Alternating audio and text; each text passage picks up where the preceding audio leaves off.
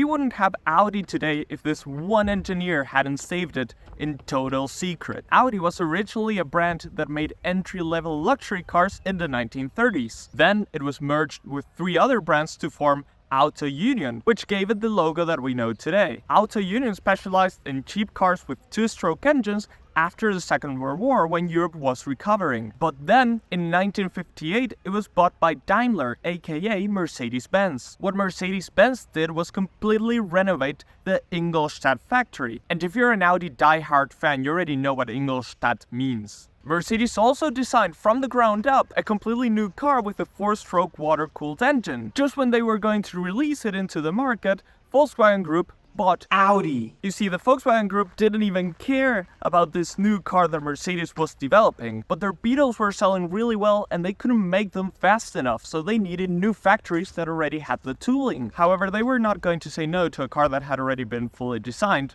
so they decided to launch it under their newly acquired brand, Audi. Everyone working at Audi knew this was a short-lived project. The decision was allegedly final. No new developments were to be made at Ingolstadt. All of the engineers knew they would eventually get fired. But then this guy comes along, Ludwig Kraus, and he says, we're going to make a car so cool that the Volkswagen Group cannot say no. And so after hours in complete secret, they start making a car. Only Ludwig Kraus and a couple of his subordinates know about the project. Until one day, when this car is almost finished, the Ingolstadt factory receives a surprise visit. It's the directors, and one of them asks what the car under a cloth is. Ludwig Kraus is rumored to have whispered to the CEO, "This might be my last day at the job." But it wasn't, because the Volkswagen directors loved it so much, they said, let's build it. And so the Audi 100, predecessor to the Audi A6, was born. They expected to build about 100,000 units of it, but they ended up selling several 100,000 more. It became such a sales success that the Volkswagen Group decided to keep Audi